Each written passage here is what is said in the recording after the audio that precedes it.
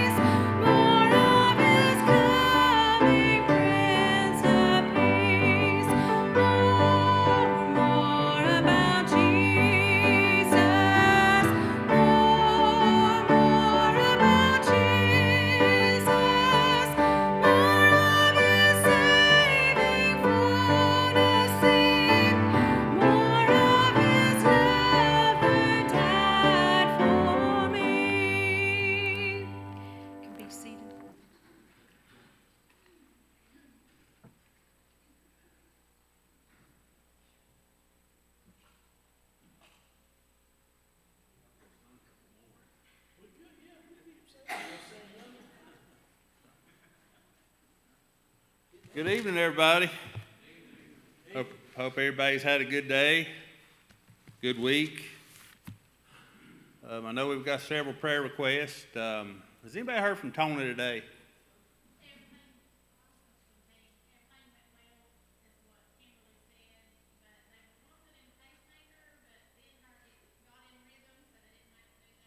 Okay. Well, that is good news. Well, we like that good news, don't we? Have we got any other prayer requests? Do what? Monty, yeah, Monty's family. Yeah, his mom passed away, Monty Sherrills. Thank you.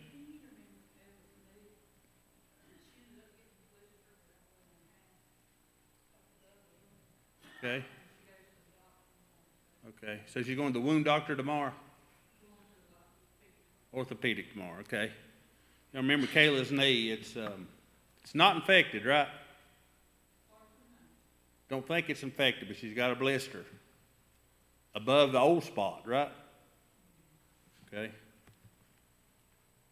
So let's...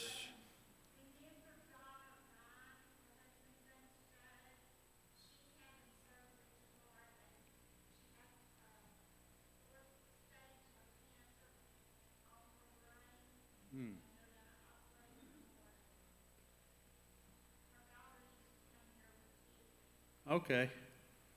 So it's the wife that's getting Donna Ryan. Donna Ryan.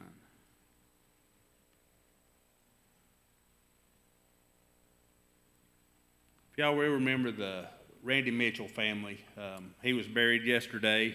He's my neighbor and was my neighbor and my friend and Karen's cousin. He's just a great man.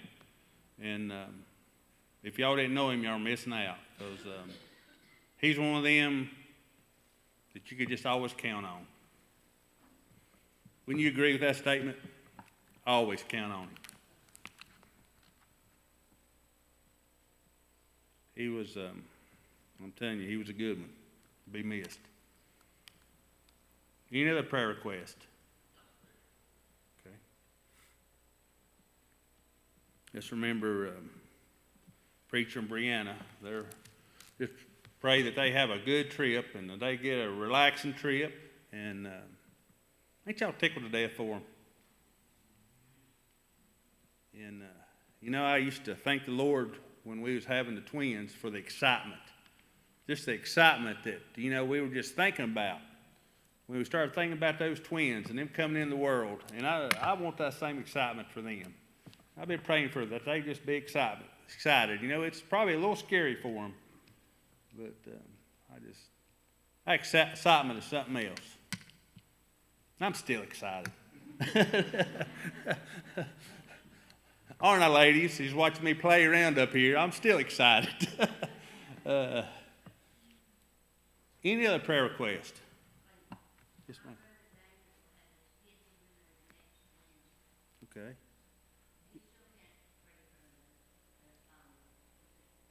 Yeah. Y'all remember David Duncan? He's having his kidney taken out next Wednesday. Next Wednesday. Okay. And he'll still have another one, right? So he won't have to do dialysis or anything? Good.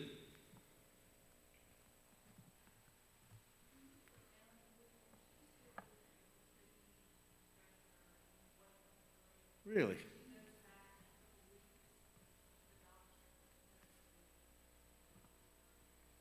Okay. And she broke her leg like at work, right? And that's been a while. Been a month or so. So let's remember Melanie.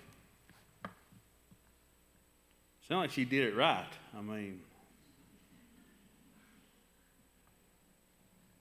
We hope the doctors can fix that because that's her livelihood is standing up. Chuck.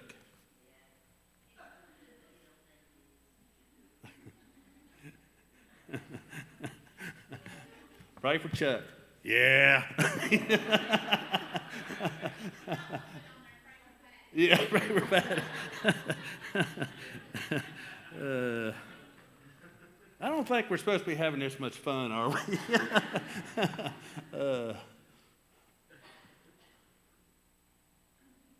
Anybody else? Okay.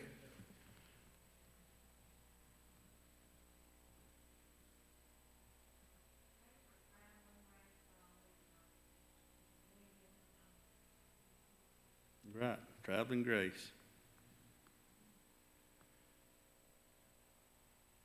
We just kind of take it for granted sometimes when we leave that we're going to make it back home. Yeah. There is, I don't know whether y'all realize it, but, and I wasn't going to get in on this, but I've been seeing a lot of things about women preachers and women stuff. That's going to be a big fight this time. Said they've got billboards up. But if you go by the Bible, it's hard to be a husband when you're a female. This is simple as it comes. And that's probably too much common sense, but like I say, common sense isn't common. Not in our world. I wasn't going to get off on that, but thank you for that. That is going to be a battle. It's going to be a battle. Anybody else?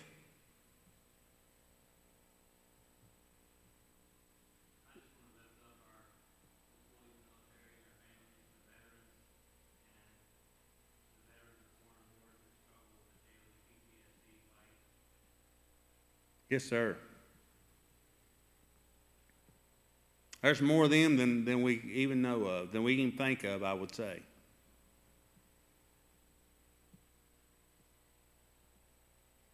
There's a guy I work with, his grandpa was in Vietnam, and I said, well, and we asked him, have you ever voted? And he says, no, I've never voted.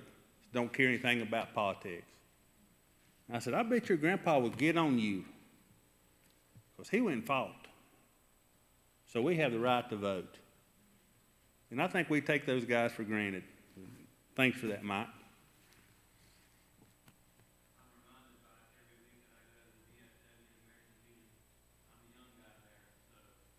Wow.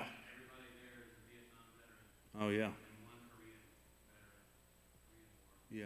So you go the one here in the county? Good for you. I'm sure. Yeah.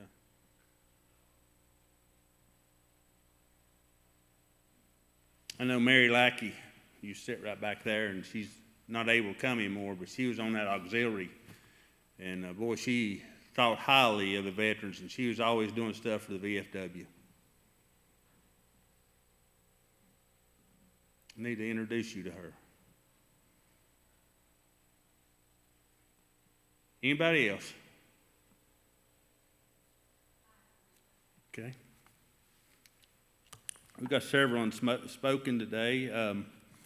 Eric, would you care to open us up in prayer, please?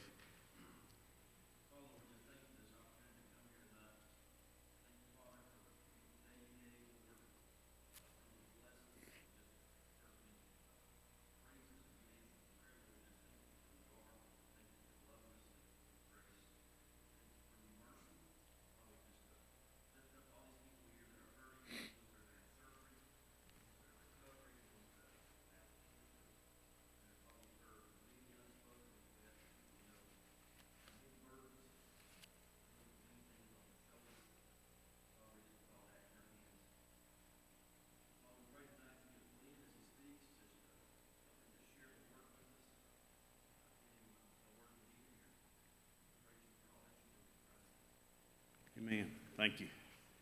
We've got a few announcements. I was trying to hurry up and get done, but I got a few announcements. The Brotherhood is not going to be meeting. The Brotherhood breakfast will not be on the 14th. It'll be on the 21st, right, Eric? Because of Father's Day. Bradley sent me a text that I've got to announce that one if I don't forget it, if I forget the rest of them. But we're having a cake auction, and got a sign-up sheet back there. Anybody wants to donate, or I'm trying to get Kelly to look at me. Is there any other announcements? Okay. Anybody else know any announcements? Okay. And you want as many names as you can get on that? Okay. All right. Any other announcements? If not, if you will, turn in your Bible to Exodus chapter number 16. And this is going to be very familiar. I was talking to Sheila before we was here early. Kelly had a meeting and James had a meeting, and I was talking to her, and I found out real quick she should be the one up here teaching instead of me. I asked her a few questions, and boy, she straightened me out. But our scripture is, I'm starting with verse 12 and read through verse 18. And it says, I have heard the murmurings of the children of Israel, speaking to them, saying, At even ye shall eat flesh, and in the morning ye shall be filled with bread. And ye shall know that I am God. I am the Lord your God. And it came to pass that at even, the quail came up and covered the camp, and in the morning the dew lay around about the host. And when the dew that lay was gone up, behold, upon the face of the wilderness there lay a small round thing, as small as the hoar frost on the ground. And when the children of Israel saw it, they said one to another, It is manna, for they wist not what it was. And Moses said unto them, This is the bread which the Lord hath given you to eat. This is the thing which the Lord hath commanded.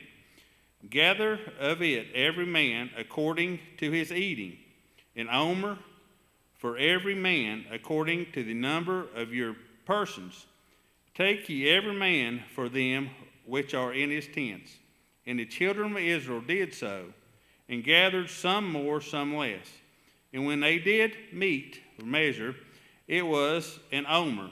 He that gathered much had nothing over, and he that gathered little had no lack. They gathered every man according to his eating. A little background here. I'm sure y'all all know the children of Israel, they were in Egypt, and they pretty much forgotten about God.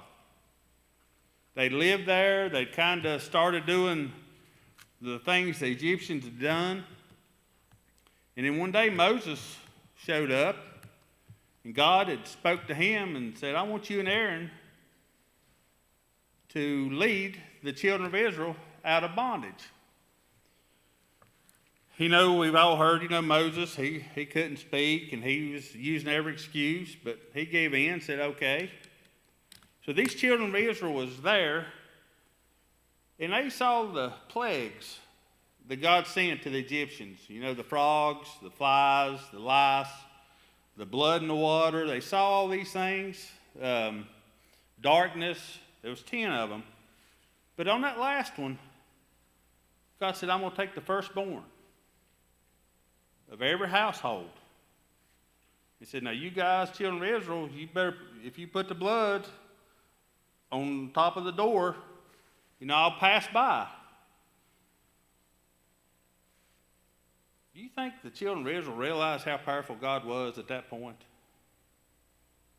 That he could take anybody he wanted to at any time.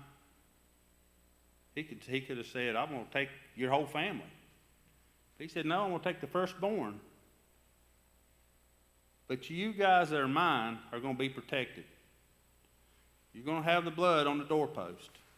And that death angel's going to go right on by. Man, would that not be a scary night? Could you imagine sitting there and just knowing that your neighbors, their firstborn is going to be taken, even the cattle? And you've got to trust in the blood. Is that not what we do every day? I was thinking about, traveling, and that just hit me. We just take it for granted when we leave, we're going to come back. Deep down, we're trusting in the blood. We're trusting in the Lord to get us back. And that's not my lesson tonight, but, they come on and the Pharaoh says, okay, I'm tired of you guys. I'm tired of y'all. I'm tired of your God keep punishing me, so y'all go. So they lit out there, and God guided them and kept them out of harm's way. There was, people there that God knew if they run into them that they'd be having to have some war, so he led them away and led them to the Red Sea. They were camped out there, and here comes the Pharaoh and all these men, these chariots. If you was one of those children of Israel, what would y'all be thinking?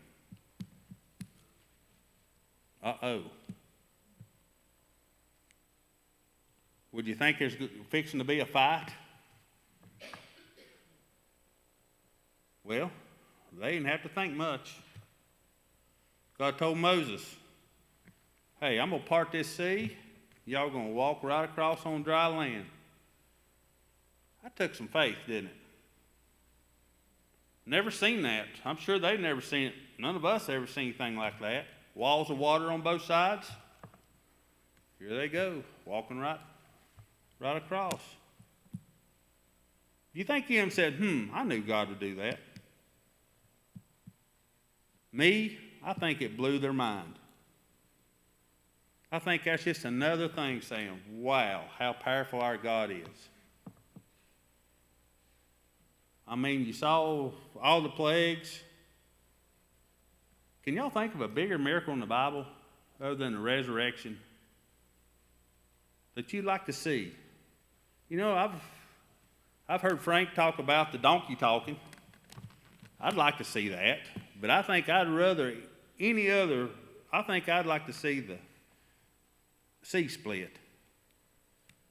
Man, that's a lot of water. I wonder if you could just reach over and touch fish. I'm a fisherman. I'd be grabbing them things. I'd be doing anything to catch a fish, dynamite if I had some, but you know, I would do anything to catch a fish. I love to catch fish. I know Alex does. But you know, they saw these great miracles. Then they come out on the other side, and God has just taken care of all their enemies. Wiped them out. Pharaoh and all of his soldiers wiped out. Man. What they got to worry about? I mean, they've got a God that's took care of their enemies, led them out of Egypt, took them on the best trail they've ever been on, with water on both sides, and God is really looking after them. He told them, he said, I am. He said, I'm the one that's going to take care of everything. Well, they're in this desert, and they're going along, and they start grumbling because they're thirsty. And there's a well there, and the water's bitter. When they go drink it, they can't stand the taste of it. So God says, all right, put some of these tree branches in there. Put the tree branches in there, and it was sweet. Turned the water sweet. Man, they gulped that stuff down. And now, where we're at in tonight's what I've read, in chapter 16, verse 3, it says, and the children of Israel said unto them, he's saying to Aaron and to Moses here, he said, would to God we had died by the hand of the Lord in the land of Egypt, when we sat by the flesh pots, and we did eat bread to the full. It says, hey, we had it made back in Egypt. Had it made back in Egypt. Had stuff to eat, had stuff to drink. They got the fire beat out of them if they didn't work. They were slaves. How much fun can slavery be? But here they're throwing it up to Moses. Hey, we had it better. Had it better. They even, took their straw away, made it harder on them.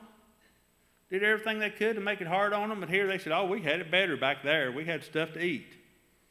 And our bellies was full. For you have brought us forth into the wilderness to kill the whole assembly with hunger. I tell you, does anybody like whiners? I don't even like it when Weston and Harper whine. I'll tell old Weston, I'll say, boy, us Dancy men, we don't whine. And I'll say, you whine, you're going to bed. He'll stick that lip out, and boy, he'll cut it off. He will cut it off. And we do whine, but I tell him we don't. Don't we, Kelly? But, what's worse than whining youngins? Whining adults. Especially whining adults that's just seen the power of God. Man, he just showed it. Getting water out of an old bitter well ain't nothing to him. Getting water out of a rock ain't nothing to him. But they're thinking, oh my goodness, we're going to starve to death. You think God would let them starve to death? I'll sit here and say, I've done read the book. There ain't no way. But if you're in that situation, you might be a little worried. That belly starts rumbling. It'd been about 30 days. When they left, they took their unleavened bread. Didn't have any of the agents to make it rise, so that's why we take, in communion, that's why we do unleavened bread. It's not rose. So they took flat bread with them, and I'm sure it was gone a long time ago. But could you imagine going, let's just say, 3 weeks without eating? I can't imagine going 3 hours without eating. I'm serious, man. When I get bored, I'm doing some eating. And, but they'd gone a while, hadn't eaten. And I asked Sheila this question.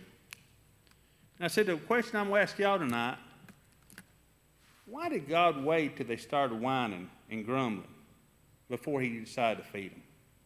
Have y'all ever thought about that? Y'all think about that, and I'll ask you at the end. But, you know, they didn't even ask nice. They just started saying, oh, you brought me out here and going to just let me die. And when they were down-mouthing Moses and Aaron, it says later on that they was pretty much down-mouthing God, grumbling about God. God's just going to bring them out here and leave them. And I got to thinking, you know, they went 30, just say they went 30 days without eating. Basic survival. You can go 3 minutes without air. You can go 3 hours without shelter in extreme, like in the cold or the extreme heat or in the extreme rain. 3 hours, you can go 3 weeks. You can go 3 days without water. And you can go 3 weeks without food. But if you're in pretty good shape, kind of like Danny is over there, you can probably go a couple months. You know, we've all, Jesus, you know, he was in the wilderness for 40 days and 40 nights, and he didn't eat or drink. So it can be done.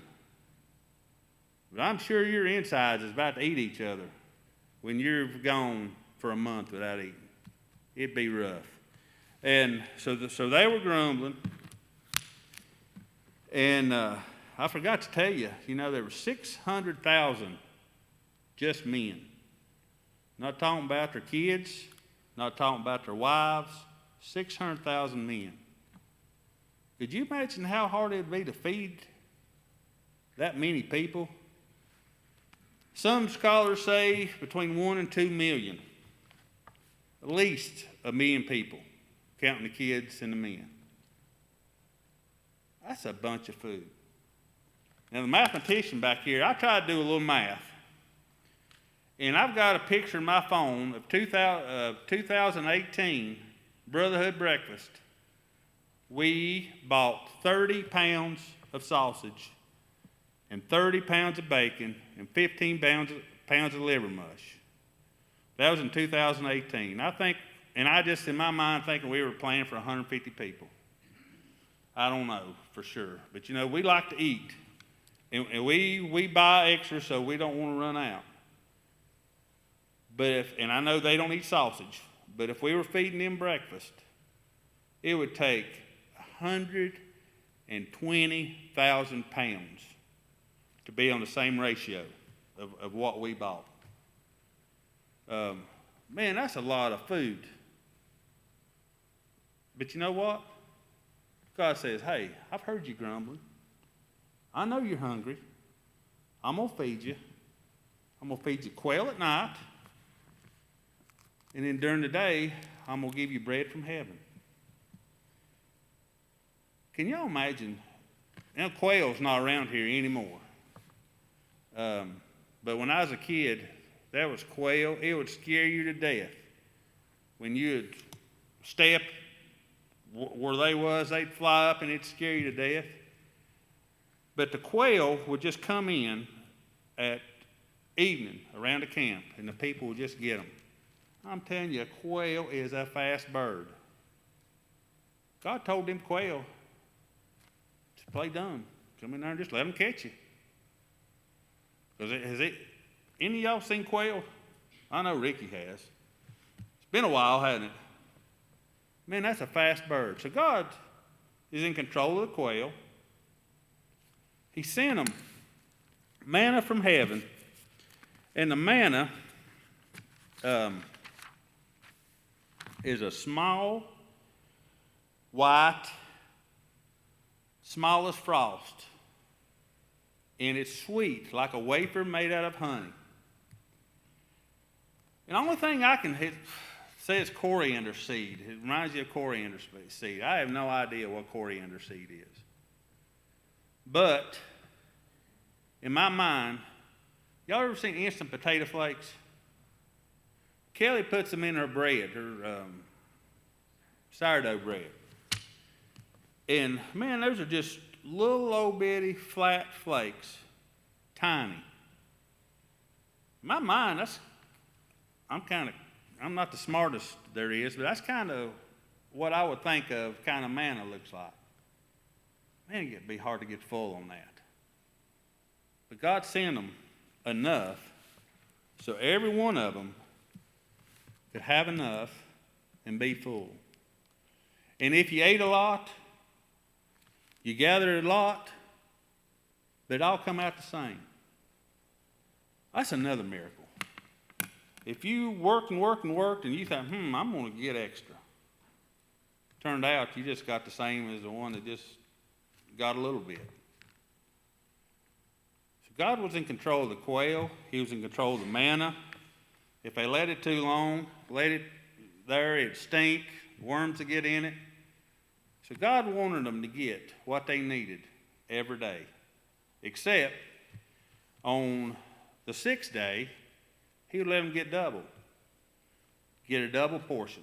And it would last the seventh because they didn't have to work. Didn't want them working on the seventh day. My talking now has nothing to do with a double portion, but I tell you, God has blessed me with a double portion. They're in the nursery right now. But I'm telling you, when I think of my blessings, I just can't explain them. They're the best things that ever happened to me, besides Kelly. But I'm telling you, them little boogers, God has definitely given me a double portion. And if he hadn't given us two, we'd be fighting all the time. She fights when she gets one. I say, here, she's crying, let me have her. Boy, it's like a daggone bear hug. She won't let me have her. And knowing she loves me more. No, I'm kidding. But I'm telling you, I've truly been blessed. I can't tell you how the Lord has blessed me.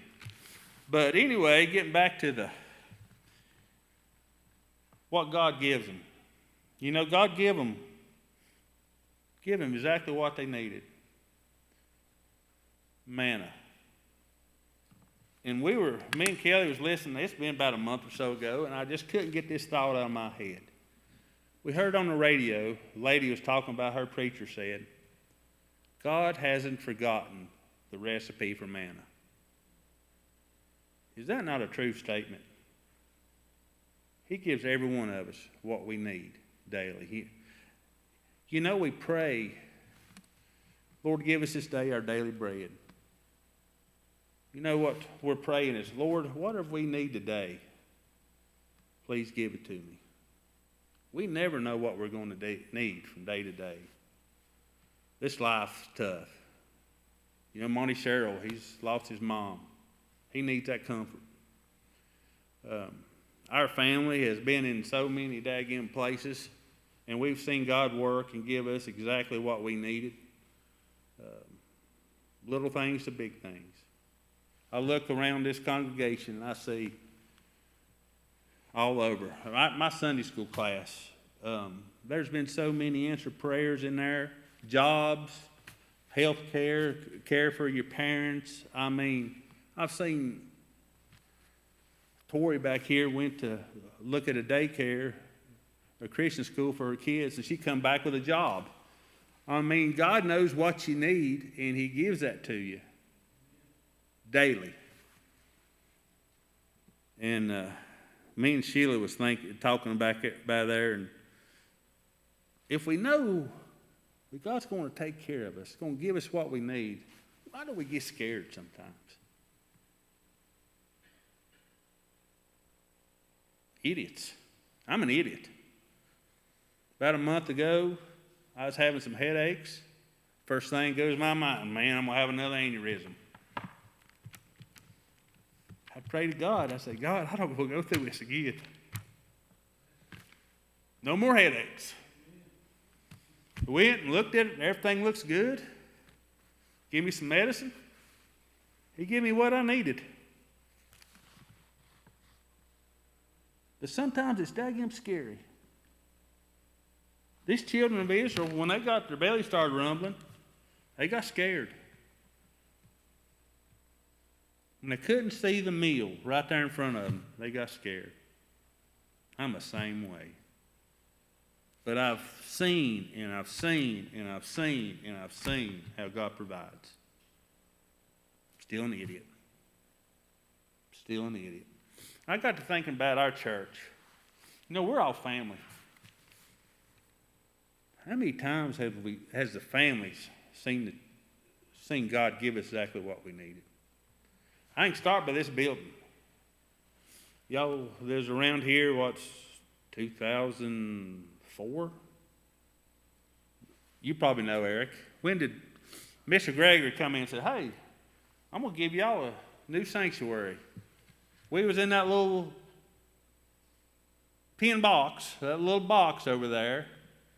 It's long and narrow, and we were in there like a bunch of sardines. Brother Henry would ask, the ones that didn't care, hey, you care to give them your seat? Not at all, not at all. We would have seats lined up. God knew we needed a sanctuary. Mr. Gregory come in one day, he told Preacher Steve, says, I want to build y'all a building. That's one. How about Pastor Bradley? Daggum. I'm telling you, he couldn't have done no better. That was like manna with caramel sauce on it. And Pastor Travis, we needed a youth guy. Pastor Travis, I'm telling you, they fit like a glove. And I don't know whether y'all notice, we've been growing. We've been growing. You know what we've said for a while, our youth's kind of down. We don't have that many youth anymore. Look at all these babies around here. God's giving us kids. God's going to give us another generation. I mean, God's a blessing our church. And I remember a deacon's meeting, it's probably been 7 or 8 years ago, maybe 9. And we were all going to pray about a school. We knew our county needed a Christian school. Jeff Peel, he was here, and he was really feeling the Lord calling about a school. God knew little Sulphur Springs couldn't afford it. Knew we couldn't afford a school. But you know what? He's let us be a part of that school. He's let us make a difference in kids' lives. And you know what? It's not costing us $3 or $4 million. It's costing us a higher power bill. Because Eddie's already told us why the reason our water bill is going up. It's not the school, it's all these baptisms. Is that not what we need? Is God not giving us exactly what we need? We can make a difference in the community. It's not coming out of our pockets. Not like it is theirs. But we're a part of it. Sometimes God just knows we need to be a part of something. Man, I'm tickled to death. There's going to be lives changed because of Sulphur Springs Baptist Church. Going to be lives changed. If they've already been lives changed, hadn't they, Eric? In that question I was asking y'all a minute ago, why do you think God didn't feed them before they got plumb hungry?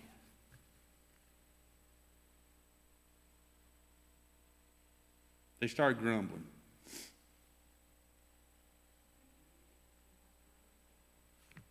Good point.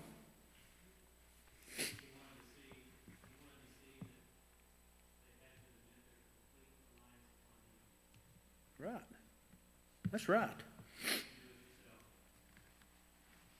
Good point. But both are good points. And I agree with both of them. I don't know. That's why I'm asking y'all. And I asked Sheila this. She said, sometimes you got to get in a place where it's only a miracle. And only a miracle can change it for you to really believe. Isn't that kind of way you said it? Only a miracle. And I like what it says in this verse number 12, and it says, "And ye shall know that I am Lord." When you ain't got no other way, no way you can explain it, we know that He is the Lord. That He is the one that's got us, that's leading us. You just can't explain it. And I've been, that question, I've been hitting it around. I think, at least we do when we ask the Lord to give us this day our daily bread. We are asking. We're not just complaining and saying, "I'm hungry, I'm hungry." Don't you hate it when your kids we'd be heading to eat, and "I'm hungry, I'm hungry." Instead of complaining, we do know how to ask the Lord. We do ask Him, "Lord, give us what we need." Sometimes we complain, don't we?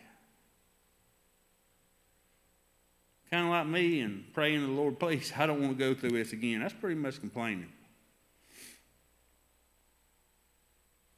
But we've got to remember who's got us, who's in control, and who's going to take care of us. And I think we forget about that a lot of times. I know I do. But I think, okay, I've got something else. I'm about to go over this. About to forget this. God gave them exactly what they needed, how much they needed. And going back to our church family, aren't y'all enjoying these new people God's sending our way? We're growing. God's sending some fantastic people our way. I'm not talking about you, Mike. But God is sending some fantastic people our way. I'm telling you, our Sunday school class, I believe the whole class could teach. And I don't want to say that too loud for the nominating committee. I believe the whole kit and caboodle could teach. And God is really blessing us. Our Sunday school classes are getting full. Our new ones, our new classes, we're busting the seams. We've got to pray instead of complain. God give us this. He could give us a whole educational building, a new one. But I hope we're smart enough to make great old big rooms. I mean, about the size of Family Life Center. I mean, big rooms. Or we need to be willing to not split, relocate maybe. But anyway, God knows exactly what we need. Even if that is a problem to us, God knows what we need. And when we're growing, we need more people to teach, to work in Bible school. Just like when you got a big family, everybody's got chores. And I know I'm speaking to the choir here. All of y'all are workers. All of y'all do great. But, when we got big families, we're all going to have chores, more chores. And I was at a funeral yesterday, and Randy, his wife, said that he was wanting to get better so he could take out the trash at the camp meeting. I mean, we need people to take out the trash. We need people to do the big jobs and the little jobs. And that's, as a family, and our church has been very blessed, very much so. And God, I'm telling you, you can just see Him working. And it's exciting. I feel like our church is in the best place it's been in a whole long time. Y'all? I'm seeing some nodding. I'm telling you, our pastors, you can't beat them. Cannot beat them. And I thank the Lord for them. And some of our chores, or our chores are to pray for them, because there ain't nothing the devil would like to see more than them stumble. And I think both of them are scared to death of that. But that's some of our chores. Anybody got anything else? I'm used to teaching Sunday school, and we all talk. So, anybody got anything to say? Yeah. Sheila, you got anything?